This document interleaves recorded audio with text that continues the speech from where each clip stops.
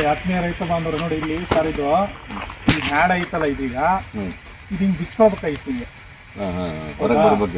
ಇದೈತಲ್ಲ ಇದೀಗ ಹಿಂಗೆ ಬರ್ಬೇಕಾಗಿತ್ತು ಹಿಂಗೆ ಹಿಂಗೆ ಐತಿ ಈಗ ಹಿಂಗಿರೋದ್ರಿಂದ ಇಲ್ಲೆಲ್ಲ ಏನಾಗೈತೆ ಇದು ಗಾಳಿ ಬೆಳಕು ಆಡ್ಲಂಗೆ ಆಗೈತೆ ಇಲ್ಲಿ ಒಳಗಡೆ ಹೌದಾ ಗಾಳಿ ಬೆಳಕು ಆಡ್ಲಂಗೆ ಆಯ್ತು ಸೊ ನಾನು ಹೇಳೋದು ಹಿಂಗಿರ್ಬೇಕು ಹಿಂಗೆ ಒಂದು ಗಿಡದ ಡಿಸ್ಟೆನ್ಸ್ ನಾವು 9 ಯಾಕೆ ಮಾಡ್ತೀವಿ ಅಂದ್ರೆ ಇದ್ರದ್ದು 4.5 ಇದ್ರದ್ದು 4.5 ಹಿಂಗೆ ಕೂಡ್ಕೊಳ್ಳೋ ಲೆಂತ್ ಅದು 9 ಅಡಿ ಹಚ್ಚೋದು ಯಾವುದೇ ಗಿಡ ಆದರೂ ತೆಂಗಾದ್ರೆ 18 ಅಡಿ ಮಾಡ್ತೀವಿ ನಾವು ಯಾಕಂದ್ರೆ ಒಂದು ಹ್ಯಾಡ ಇನ್ನೊಂದು ಹ್ಯಾಡ ಹಿಂಗೆ ಕೂಡ್ಕೊಂಬಕ್ಕದು ಅದು ಸಮೃದ್ಧವಾದ ಅಡಿಕೆ ತೋಟ ಹಿಂಗಿತ್ತಂದ್ರೆ ಕೂಡ್ಕೊಳ್ಳಲ್ಲ ಅವಾಗ ಅದು ಸಮಸ್ಯಾತ್ಮಕ ಅಡಿಕೆ ತೋಟ ಅಂತ ಕರಿತೀವಿ ನಾವು ಇದು ಈ ಗೂಡು ಕಟ್ಗಿನತ್ತಲ್ಲ ಇದು ಒಳಗಡೆ ಅಲ್ಲೇನಾಗ್ತದೆ ಸಕಿಂಗ್ ಪೇಸ್ಟ್ ರಸ ಹೀರೋ ಕೀಟಗಳಿರ್ತವೆ ಹುಳುಗಳು ಬಾಧೆ ಇರ್ತದೆ ಅವೇನು ಮಾಡ್ತವೆ ಅಂತ ತಿಂತ ಆ ಹುಳ ಉತ್ಪಾದನೆ ಆಗೋದಕ್ಕೂ ಒಳ್ಳೆಯ ವಾತಾವರಣ ಈಗ ಯಾಕಂದ್ರೆ ಅದಕ್ಕೆ ಹೊರಗಡೆಯಿಂದ ಗಾಳಿ ತಾಕಲ್ಲ ಸರಿಯಾಗಿ ಮತ್ತು ಸರಿಯಾಗಿ ಸೂರ್ಯನ ಬೆಳಕು ಬಿದ್ದರೂ ಅದಕ್ಕೆ ರಕ್ಷಣೆ ಇರ್ತದೆ ಆ ಹುಳ ಉತ್ಪಾದನೆ ಆಗೋದು ನೆಕ್ಸ್ಟ್ ಮಳೆ ಹೆಚ್ಚು ಬಿದ್ದರೆ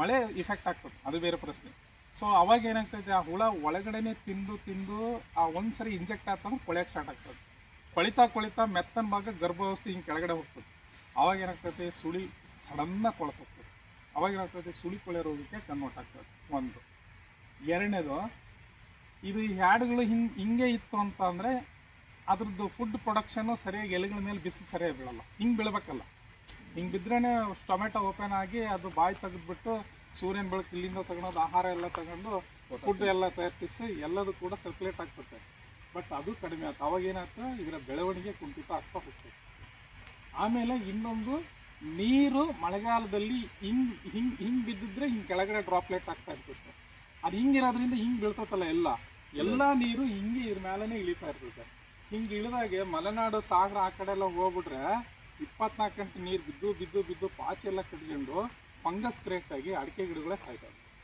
ನನ್ನ ಅಬ್ಸರ್ವೇಷನ್ ನಾನು ಹೇಳೋದು ಸೊ ಹಂಗೆ ಸಮಸ್ಯೆ ಆಗ್ತದೆ ಇಂಥ ಗಿಡಗಳನ್ನು ಹಾಗೆ ಸಮಸ್ಯಾತ್ಮಕವಾಗಿ ಇಟ್ಕೋಬಾರ್ದು ಇದು ಯಾಕೆ ಹಿಂಗೆ ಆಕತ್ತೆ ಅಂತ ಅಂದರೆ ನೆಲ ಗಟ್ಟಿ ಆದಾಗ ಬೇರುಗಳು ಸರಾಗವಾಗಿ ಬೆಳೆಯೋಕ್ಕೆ ಆಗದೇ ಇದ್ದಾಗ ಪೋಷಕಾಂಶಗಳು ಸರಿಯಾಗಿ ಸಿಗದೇ ಇದ್ದಾಗ ಈ ರೀತಿ ಸಮಸ್ಯೆ ಉದ್ಭವ ಆಗ್ತದೆ ಇದು ಕ್ಲಿಯರ್ ಆಯ್ತಾ ಸರ್ ನಿಮ್ಮ ಡೌಟ್ ಕೇಳಿದ್ರೆ ನಿಜವಾಗ್ಲೂ ಏನು ಕೇಳ್ತೀರಿ ನಾನು ಹೇಳ್ತೀನಿ ನಾನು ಬಂದಿರೋದು ಅದೇ ಸಾರ್ಥಕ ಆಗುತ್ತೆ ಏನು ಸಂಕೋಚ ಪಡ್ಕೋಬೇಡಿ ನಿಮ್ಮಿಂದನೂ ಕಲಿಯೋದು ನಾನಿದೆ ಅದು ನೋಡಿ ಕಲ್ತಾನೆ ನನ್ನ ಇದನ್ನು ನೋಡಿ ಕಲಿಯೋದಿರ್ತದೆ ಆಯ್ತು ಸರ್ ಮುಂದೆ ಹೋಗೋಣ ಮಾಡಿರ ಸರ ಮಾಡಿದ್ರಿ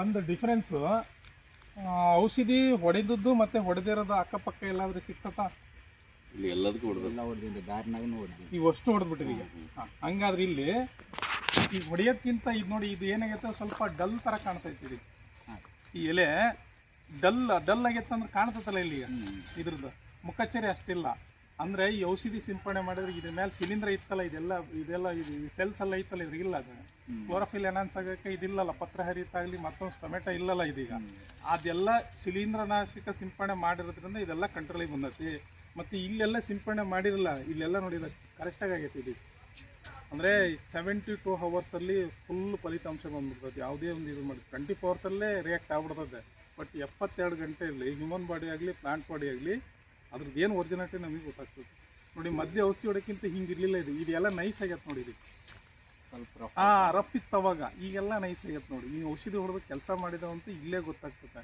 ಬಟ್ ಇದು ಫುಡ್ ನಾವು ಕೊಟ್ಟಿದ್ದೀವಲ್ಲ ಡೈಜೆಷನ್ ಮಾಡ್ಕೊಂಡು ಅದು ದಿನದಿಂದ ದಿನ ಕಳೆದ್ಮೇಲೆ ನಿಮಗೆ ರಿಸಲ್ಟ್ ಚೆನ್ನಾಗಿ ಗೊತ್ತಾಗ್ತದೆ ಇಷ್ಟಿದು ಈ ಗಿಡದಲ್ಲಿ ಅಬ್ಸರ್ವ್ ಮಾಡ್ಬೋದು ಓಕೆ ಆಮೇಲೆ ಹುಳ ಫಳ ಇದ್ದಾವೆಲ್ಲ ಸತ್ತಾಗಿರ್ತವೆ ಔಷಧಿ ಜಾಡು ಇಲ್ಲ ಇದ್ರಾಗ ಏನಿಲ್ಲ ಎಲ್ಲ ಸತ್ತೋಗಿದ್ದಾವೆ ಇಲ್ಲಾಂದರೆ ಅಲ್ಲಿ ಇಲ್ಲಿ ಏನಾದರೂ ಹುಳ ಫಳ ಇದ್ದರೆ ಇಲ್ಲಿ ಸುಳಿ ತಿಗಣೆ ಎಲ್ಲ ಇರ್ತಾವಲ್ಲ ಇಲ್ಲೆಲ್ಲ ನೋಡಿ ಏನಿಲ್ಲ ಎಲ್ಲ ವಾಶೌಟಾಗಿದೆ ಆ ಸುಳಿ ತಿಗಣೆ ಇದ್ರೆ ತೋರಿಸ್ತೀನಿ ಇಲ್ಲಿ ಪ್ಯಾಚ್ ಆಗೈತಲ್ಲ ಇಲ್ಲಿ ಕೆರೆದು ತಿಂತವೆ ಹಿಂಗೆ ಈ ಕೆರೆದು ತಿಂದಾಗೆ ಅದ್ರ ಆ ಸುಳಿ ತಿಗಣೆ ಎಂಜುಲ್ ಅದ್ರ ಮೇಲೆ ಬಿಟ್ಟಾಗ ಅದು ಆಸಿಡ್ ಹಾಕಿ ಇದನ್ನು ಸುಟ್ಟಾಗ್ತದೆ ಅವಾಗ ಅದು ಬ್ಲಾಕ್ ಥರ ಆಗ್ತದೆ ಮಿಲಿ ಬಗ್ಸ್ ಅಂತ ಕರಿತೀವಲ್ಲ ಅವೆಲ್ಲ ಕ್ಲಿಯರ್ ಆಗಿದ್ದಾವೆ ಅದ್ರಿಗೆಲ್ಲ ಸೇರ್ಸಕ್ಕೆ ಕೊಟ್ಟಿದ್ದೆ ನಾನು ಹೋಗೋಣ ನೆಕ್ಸ್ಟ್ ಇದು ಬಿಸಿಲಿಗೆ ಈಗ ಇಂಥ ಸಂದರ್ಭದಲ್ಲಿ ನೋಡಿ ಇದೆಲ್ಲ ಹೋಗೈತಿದೆ ಇಂಥ ಸಂದರ್ಭದಲ್ಲಿ ನೀವು ಇದಕ್ಕೆ ಸುಣ್ಣ ಹೊಡಿಬೇಕಲ್ಲ ಸುಣ್ಣ ಹೊಡಿತೀರಲ್ಲ ಸುಣ್ಣನ ಸರಿಯಾಗಿ ಹೊಡಿಬೇಕು ಒಂದು ಇದಕ್ಕೆ ಕಾಪರ್ ಸಲ್ಫೇಟ್ ಮೈಲು ತುತ್ತ ಐತಲ್ಲ ಅದನ್ನ ಮಿಕ್ಸ್ ಮಾಡ್ಕೊಂಡು ಹೊಡಿಬೇಕು ಇದು ಕೊಳಿತಿರ್ತೈತಲ್ಲ ಇದನ್ನೆಲ್ಲ ತಡೆಗಿಡ್ತದೆ ಬಟ್ ನಾವು ಒರಿಜಿನಾಲಿಟಿ ಹೇಳೋದು, ನಮ್ಮ ಹಲ್ಲು ಒಂದ್ಸರಿ ಡ್ಯಾಮೇಜ್ ಆದ್ರೆ ಏನೇ ಸಿಮೆಂಟ್ ಹಾಕಿದ್ರು ತಾತ್ಕಾಲಿಕ ಇರ್ತದೆ, ಮುಂದೆ ಜಾಸ್ತಿ ಆಗಲಿಲ್ಲ ಆಗ್ಲಂಗೆ ಅಷ್ಟೇ ಪ್ರಿಕಾಷನರಿ ಯೂಸ್ ಮಾಡ್ಬೋದು. ಬಟ್ ಇದು ಅಷ್ಟೇನೆ. ಆಮೇಲೆ ಇದು ಹಿಂಗೆ ಯಾಕೆ ಇದು ಅಷ್ಟು ಇದಿಲ್ಲ ಅಂದರೆ ಸ್ಟ್ರೆಂತ್ ಇಲ್ಲ. ನಾನು ಹೇಳೋದು ಇದು ಅಡಿಕೆ ಗಿಡ ಪೋಷಕಾಂಶಗಳ ನ್ಯೂನತೆಯಿಂದ ಹಂಗಾಗಿರ್ತದೆ ಮೇಯ್ನು. ಸರಿಯಾಗಿ ನಾವು ಏನು ಪೋಷಕಾಂಶ ಕೊಡಲಿಲ್ಲ ಅಂದರೆ ಇದನ್ನ ಸಿಗಲ್ ನೋಡಿ, ಇದು ಸ್ಕೆಚ್ ಅಂತ ಕರಿತೀವಲ್ಲ ಕೆಲವೊಂದು ಎಲ್ಲ ನಾವು ನೋಡ್ತೀವಲ್ಲ, ಹಂಗಿಲ್ಲ ಇದು ಅಡಿಕೆ ತೋಟ. ಈ ಗಿಡ ನಾನು ಎಸ್ಪೆಷಲಿ ಹೇಳೋದು. ಮತ್ತು ಆ ಗಿಡ ಚೆನ್ನಾಗೈತೆ, ನಿಮ್ಮ ಎದುರುಗಡೆ ಕಾಣ್ತೈತಲ್ಲ ಅದು ನೋಡಿ, ಅದ್ರ ಆರೋಗ್ಯನೂ ಚೆನ್ನಾಗೈತೆ, ಅದ್ರ ಗಿಡನೂ ಚೆನ್ನಾಗೈತೆ. ಅದಕ್ಕೆ ಇದನ್ನು ಎರಡು ಕಟ್ ಮಾಡಿ ಸೆಲ್ಸನ್ನು ಡಿವೈಡ್ ಮಾಡಿ ನೋಡಿದರೆ ಇದು ರಿಚ್ ಸೆಲ್ಸ್ ಇಲ್ಲ ಇದ್ರೊಳಗಡೆ. ಅಲ್ಲ ನಾ ಇರ್ಬೋದು, ನಾನು ಅದ್ರ ಬಗ್ಗೆ ಎಲ್ಲ ಇದ್ರ ಶರೀರವನ್ನು ಹೇಳಕತ್ತೀನಿ ನಾನು. ಅದು ನ್ಯೂನ್ಯತೆ ಆಗಿರ್ತದೆ. ಇಂಥವುಗಳನ್ನ ಸರಿದೂಡಿಸ್ಕೊಬೇಕು. ಓಕೆ, ಬೆಳಕು ಹಿಂಗೆ ಬೀಳ್ತೈತೆ, ಹಿಂಗೆ ನೋಡಿ, ಹಿಂಗೆ ಬೀಳ್ತೈತೆ. ಇದು ಪ್ಲಾಂಟ್ ಇನ್ನೂ ಸ್ವಲ್ಪ ಹೈಟ್ ಹೋಗ್ಬಿಡ್ತಂದ್ರೆ ಅದ್ರ ನೆರಳು ಇದ್ರ ಮೇಲೆ ಬೀಳ್ತೈತೆ, ಅವಾಗ ಇಷ್ಟು ಕೊಡಲ್ಲ. ಪ್ಲಾಂಟ್ ಇನ್ನೂ ಹೈಟ್ ಹೋಗ್ಬೇಕು, ಅವಾಗ ಅದ್ರ ನೆರಳು ಇದ್ರ ಮೇಲೆ ಬೀಳ್ತದೆ, ಅಷ್ಟು ಕೊಡಲ್ಲ. ಇಲ್ಲಾಂದ್ರೆ ಈಗ ಏನಾಗ್ತದೆ, ಇಷ್ಟು ಅಂತ ಹೋಗ್ತೈತೆ. ಇದು ಫೈನಲ್ ಪರಿಹಾರ ಏನಂದ್ರೆ ಈ ಗಿಡಗಳು ಎತ್ತರ ಆದಾಗ ಅದ್ರ ನೆರಳು ಇದಕ್ಕೆ ಹೋಗ್ಬೇಕು. ಇಲ್ಲಿ ಸ್ಪೇಸ್ ಭಾಳ ಆಗಿರೋದ್ರಿಂದ ಇದು ಸುಡ್ತಾ ಇತ್ತು. ಸ್ಪೇಸ್ ಏನಾದರೂ ಇಲ್ಲಿ ಪಕ್ಕದಾಗ ಇಲ್ಲೇ ಇದ್ಬಿಟ್ಟಿದ್ರೆ ಇದ್ರ ಮೇಲೆ ಬಿದ್ದುಬಿಡ್ತಿತ್ತು, ಅಷ್ಟು ಸುಡ್ತಾ ಇರಲಿಲ್ಲ. ಓಕೆ, ನೆಕ್ಸ್ಟ್ ಯಾಕೆ ಅಂದರೆ ಇಡೀ ಈ ಶರೀರ ಇದನ್ನು ತೊಗೊಂಡ್ರೆ ನಾವು ಹಸಿರಿನ ಅಂಶ ಕಡಿಮೆ ಐತಿ. ಅಟ್ಟೆ ಟೈಮಲ್ಲಿ ಏನಾಗೈತೆ ಅಂತ ಅಂದರೆ ಸಮಾನವಾಗಿಯೇ ಎಲ್ಲ ಕಡೆ ಅದು ಏನಾಗೈತಿ ಅದೇ ರೀತಿ ಲಕ್ಷಣಗಳು ಕಾಣ್ತಾ ಇದ್ದಾವೆ. ಬೇರಿಗೆ ಏನಾದರೂ ಶಿಲೀಂಧ್ರಗಳು ಅದಕ್ಕೆ ಅಟ್ಯಾಕ್ ಆದರೆ ಫುಡ್ ಇಲ್ಲಿಂದ ಸಪ್ಲೈ ಆಗಲ್ಲ, ದಿನದಿಂದ ದಿನಕ್ಕೆ ಒಂದೇ ಟೈಮಲ್ಲಿ ಇದಕ್ಕೆ ಈ ರೀತಿ ಲಕ್ಷಣ ಕಾಣ್ತದೆ. ಮತ್ತು ಅಲ್ಲಿ ಕಾಣ್ತಾ ಇರೋದು ಅದು ಹಿಡಿಮುಂಡಿಗೆ ರೋಗ ಅಂತ ನಾನು ಹೇಳ್ದೆ. ನಾನು ನಿಮಗೆ ಅದು ಹಿಡಿಮುಂಡಿಗೆ ರೋಗ. ಮತ್ತು ಈಗ ನೋಡಿ, ಇದು ಇಷ್ಟು ದಪ್ಪ ಬಂದಿತ್ತೆ, ಹಿಂಗೆ ಬಂದದ್ದು ಹಿಂಗೆ ಹೋಗ್ಬಾರ್ದು, ಹಿಂಗೆ ಬಂದದ್ದು ಹಿಂಗೆ ಹೋಗ್ಬೇಕು.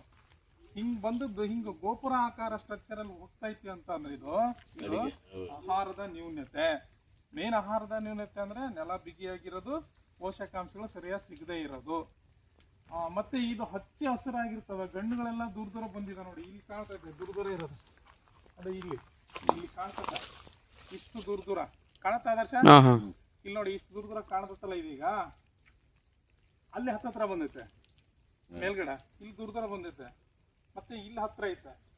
ಈ ಸಂದರ್ಭದಲ್ಲಿ, ಈ ವಯಸ್ಸಿನ ಸಂದರ್ಭದಲ್ಲಿ ನೀವು ಇಲ್ಲಿ ಏನಾದರೂ ಇಂಟರ್ ಕ್ರಾಪ್ ಹಾಕಿದ್ರೆ ಅಥವಾ ಏನೋ ಹಾಕ್ಲಂಗೆ ಇದೇನೋ ಸೆಣಬು ಹಾಕಿದ್ರಿ, ಹಟ್ಟಿ ಗೊಬ್ಬರಗಳನ್ನು ಜಾಸ್ತಿ ಹಾಕಿದ್ರಿ, ಅವಾಗ ಏನಾಗ್ತೈತೆ ಇದು ಭಾಳ ಹಚ್ಚ ಹಸಿರ್ತೈತೆ. ಆ ಟೈಮಲ್ಲಿ ಹಚ್ಚ ಹಸಿರು ಅಂದರೆ ಕಡು ನೀರು ಹಸಿರುಕ್ಕಿಂತ ಹೆಚ್ಚು ಹಸಿರು ಇರ್ತೈತೆ.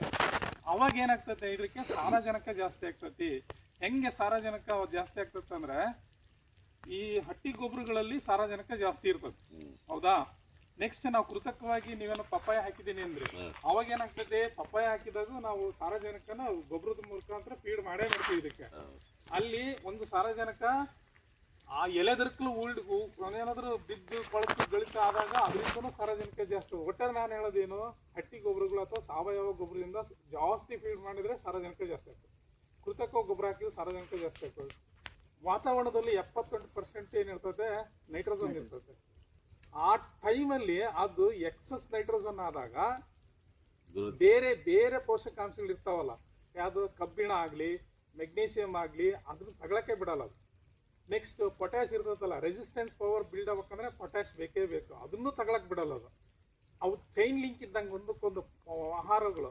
ಅವಾಗ ಏನಾಗ್ತದೆ, ಇದು ನೈಟ್ರೋಜನ್ ಏನು ಮಾಡ್ತದೆ, ಶರೀರ ದಷ್ಟಪುಷ್ಟವಾಗಿ ಹಂಗೆ ಏರ್ಕೆಂತ ಹೊಂಟ್ಬಿಡ್ತದೆ. ಅದು ಶರೀರವನ್ನು ದಷ್ಟಪುಷ್ಟ ಬೆಳೆಸೋದೇ ಯೂರಿಯಾದ ಕೆಲಸ. ಈಗ ರೈತರು ಏನು ಮಾಡ್ತಾರೆ, ಬೇಗ ಬೆಳಿಬೇಕಂದ್ರೆ ಯೂರಿಯಾ ಗೊಬ್ಬರ ಹಾಕ್ಬಿಡ್ತಾರೆ. ಯೂರಿಯಾದಲ್ಲಿ ನೈಟ್ರೋಜನ್ ಜಾಸ್ತಿ ಇರ್ತದೆ. ಮತ್ತು ಆಮೇಲೆ ಆ ನೈಟ್ರೋಜನ್ ಎಕ್ಸಸ್ ಆಯ್ತು ಅಂದರೆ ಆ ಹ್ಯಾಡ್ಗಳು ಕಡಿಮೀಲಿ ಹಸಿರು ಹೊಂದಿರ್ತಾವಲ್ಲ, ಆವಾಗ ಅದು ಬೇರೆದನ್ನು ತಗೊಳಕ್ಕೆ ಬಿಡೋದಿಲ್ಲಲ್ಲ, ಈ ಬೇರೆ ಲವಣಾಂಶಗಳು ಮತ್ತು ನ್ಯೂಟ್ರಿಯೆಂಟ್ಸನ್ನು ತಗೊಳಕ್ಕೆ ಬಿಡೋಲ್ಲ. ಶರೀರ ಒಂದೇ ಸರಿಯಾಗಿ ಬೆಳೆಯೋದಕ್ಕೆ ಆಸ್ಪದ ಆಗ್ತತ್ತಲ್ಲ, ಆವಾಗ ಇದು ಫ್ರೂಟು ಸರಿಯಾಗಿ ಸೆಟ್ಟಿಂಗ್ ಆಗಲ್ಲ, ಫ್ಲವರು ಸರಿಯಾಗಿ ಸೆಟ್ಟಿಂಗ್ ಆಗಲ್ಲ. ಆ ಯೂರಿಯಾ ಒಂದೇ ಡಾಮಿನೆಂಟ್ ಕ್ಯಾರೆಕ್ಟರ್ ಬಿಲ್ಡ್ ಮಾಡ್ಕೊಂಡು ಬೇರೆದನ್ನು ತಗೊಂಡಂಗೆ ಹತ್ತಂಗೆ ಬಿಡ್ತೈತೆ. ಅದಿಮಿದಾಗ ಏನಾಗ್ತೈತಿ, ಈ ಗಣ್ಣುಗಳು ದೂರ ದೂರ ಬರ್ತವೆ. ಇದು ಅದಕ್ಕೆ ಹೇಳೋದು, ವೈಜ್ಞಾನಿಕವಾಗಿ ಯೂರಿಯಾನ ಜಾಸ್ತಿ ಹಾಕಬಾರ್ದು, ಶರೀರ ಬೆಳೀತೈತೆ. ಎಕ್ಸಾಂಪಲ್ ಎಷ್ಟು ಬ್ಯೂಟಿಫುಲ್ ಅಂದರೆ, ಒಂದು ತಿಪ್ಪೆ ಗೊಬ್ಬರದಲ್ಲಿ ಒಂದು ಭತ್ತ ಸಸಿ ಹಾಕಿ ಸಖತ್ತ ಬೆಳೀತೈತೆ. ಅದೇ ಬೀಜವನ್ನು ನಾವು ಬೇರೆ ಲ್ಯಾಂಡಲ್ಲಿ ಹಾಕಿ ಅದಕ್ಕೂ ಗೊಬ್ಬರ ಫೀಡ್ ಮಾಡಿ, ಇದು ತಿಪ್ಪೆ ಗೊಬ್ಬರನೇ ಫೀಡ್ ಮಾಡೋದು ಬೇಡ, ಅದು ಗೊಬ್ಬರ ಹಾಕಿ ಬೇಕಾದ್ರೆ ಬೆಳೆಸೋಣ. ಆವಾಗ ಆ ಶರೀರ ಚೆನ್ನಾಗಿ ಬೆಳೀತೈತೆ, ಅದ್ರದ್ದು ತಿಪ್ಪೆಗಿರೋದು. ಆ ಪಕ್ಕದಾಗಿರೋ ಶರೀರ ಅಷ್ಟು ಬೆಳೆಯಲ್ಲ. ಆದ್ರೆ ಅದು ಫ್ರೂಟ್ ಬಿಡ್ತತ್ತಲ್ಲ, ಗ್ರೈನ್ಸ್ ಏನ್ ಬಿಡ್ತತ್ತಲ್ಲ, ಕಾಳು, ಭತ್ತದ ಕಾಳು, ಅವೆರಡ್ರದ್ದು ಕಾಟ ಮಾಡಿ ನೋಡಿ, ಹಾರ್ವೆಸ್ಟಿಂಗ್ ಮಾಡಿದ್ಮೇಲೆ ತಿಪ್ಪಾಗಿ ಬರೋದು ಅಷ್ಟು ಬರಲ್ಲ. ಆ ಪಕ್ಕದಾಗಿರೋ ಚೆನ್ನಾಗಿ ವೆಯ್ಟ್ ಬರ್ತದೆ. ಯಾಕೆ ಅಂದ್ರೆ ಎಕ್ಸಸ್ ನೈಟ್ರೋಜನ್ ಇದ್ರೆ ಅದೇನ್ ಮಾಡ್ತದೆ, ಬೇರೆ ತಗೊಳಕ್ಕೆ ಬಿಡಲ್ಲ. ಆಮೇಲೆ ಆ ನೈಟ್ರೋಜನ್ ನ್ಯೂನತೆ ಹೆಂಗಿರ್ತದೆ, ಹ್ಯಾಡ ಹಿಂಗಿರ್ಬೇಕಲ್ಲ, ಇದ್ರದ್ದು ಯಾವುದೇ ಎಲೆ ಹಿಂಗ್ ಬಗ್ಸ್ಬಿಡ್ತದೆ ತುದಿ ಎಲ್ಲ. ನೀವು ಜೋಳದ ಎಲೆಗಳು ರೈತರು ಹಾಕಿರ್ತಾರಲ್ಲ, ತುದಿ ಎಲ್ಲ ಹಿಂಗ್ ಬೆಂಡಾಗಿರ್ತವೆ. ನೀವು ನೋಡ್ಬೇಕು, ಕಡು ನೀಲಿ ಹಸಿರು ಇರ್ತಕ್ಕಂಥವು. ಆ ಮೃದುವಾಗಿರ್ತತೆ, ಅದ್ರ ಲೇಯರ್ ಮತ್ತೆ ಕೋಮಲತೆ ಇರ್ತತೆ. ಆ ರೋಗಗಳನ್ನು ಹೆಚ್ಚು ಅಟ್ರಾಕ್ಷನ್ ಮಾಡ್ಕೊಳ್ಳೋದು. ಒಂಥರ ಡಯಾಬಿಟಿಸ್ ಪೇಷಂಟ್ ಇದ್ದಂಗೆ ಎಲ್ಲ ರೋಗಗಳನ್ನು ನೀವಾದ್ರು. ಯಾಕೆ ಹಂಗಂತಂದ್ರೆ ಬೇರೆ ಪೋಷಕಾಂಶಗಳು ತಗೊಳಕ್ ಬಿಡೋದಿಲ್ಲಲ್ಲ, ರೆಸಿಸ್ಟೆನ್ಸ್ ಬಿಲ್ಡ್ ಆಗಲ್ಲ. ಅದಕ್ಕೆ ರೆಸಿಸ್ಟೆನ್ಸ್ ಸಮತೋಲನ ಆಹಾರ ಕೊಟ್ರೇನೆ ಬಿಲ್ಡ್ ಆಗೋದು. ಅವಾಗ ಏನಾಗ್ತದೆ ಅಂತಂದ್ರೆ ಅದು ಈಸಿ ರೋಗಕ್ಕೆ ತುತ್ತಾಗ್ತದೆ. ಇವು ನಾನು ಎಲ್ಲಿ ಪರಿಗಣಿಸಿದ್ದೀನಿ ಅಂತಂದ್ರೆ, ನಮ್ಮಲ್ಲಿ ಶುಂಠಿ ಹಾಕಿ ಅಡಿಕೆ ಹಚ್ತಾರೆ. ಶುಂಠಿಗೆ ವಿಪರೀತ ಗೊಬ್ಬರ ತಗೊಂಡು ಸುರಿತಾರೆ. ಒಂದು ಎಷ್ಟು ಬೇಕು ಅಷ್ಟು ಹಾಕಿದ್ರೆ ಏನು ಸಮಸ್ಯೆ ಇಲ್ಲ, ವಿಪರೀತ ಗೊಬ್ಬರ ತಗೊಂಡು ಹಾಕ್ತಾರೆ. ಸುಳಿ ಕೊಳೆ ರೋಗ ಬಹಳಷ್ಟು ಶುಂಠಿ ಹೊಲಗಳಲ್ಲಿ ಇರ್ತಕ್ಕಂಥ ಅಡಿಕೆ ಗಿಡಕ್ಕೆ ಬೀಳ್ತಾರೆ. ಯಾಕೆ, ಬಿಹೈಂಡ್ ದ ರೀಸನ್ ಏನಂತ ಅಂದ್ರೆ ಅವ್ರಿಗೆ ಗೊತ್ತೇ ಆಗಲ್ಲ ನಾವು ಎಲ್ಲಿ ತಪ್ಪು ಮಾಡ್ತಾ ಇದ್ದೀವಿ ಏನಂತ. ಇವೆಲ್ಲ ಅದಕ್ಕೆ ಶರೀರ. ನಾನು ಇತ್ತೀಚಿನ ದಿನಗಳಲ್ಲಿ ನನಗೆ ಈ ಫೀಲ್ಡಲ್ಲಿ ಬಹಳ ಚಾಲೆಂಜಿಂಗ್ ಆಗಿರೋದು ಅಂದ್ರೆ ಅಂಡು ಹೊಡ್ಕ ಬರ್ತತ್ತಲ್ಲ, ಕಾಯಿ ಹೊಡೆಯೋದು, ಕಾಯಿ ಹೊಡೆದು ಬಿಡ್ತತ್ತಲ್ಲ, ಅದು ಬಹಳ ಚಾಲೆಂಜಿಂಗ್. ನಾನು ಇಲ್ಲಿವರೆಗೂ ನಾನು ನೋಡಿದಂಗೆ ಏನಿಸ್ತೈತೆ ಅಂದ್ರೆ ಬೋರಾನ್ ಕೊರತೆ ಅಂತ ಎಲ್ಲರೂ ಹೇಳ್ತಾರೆ.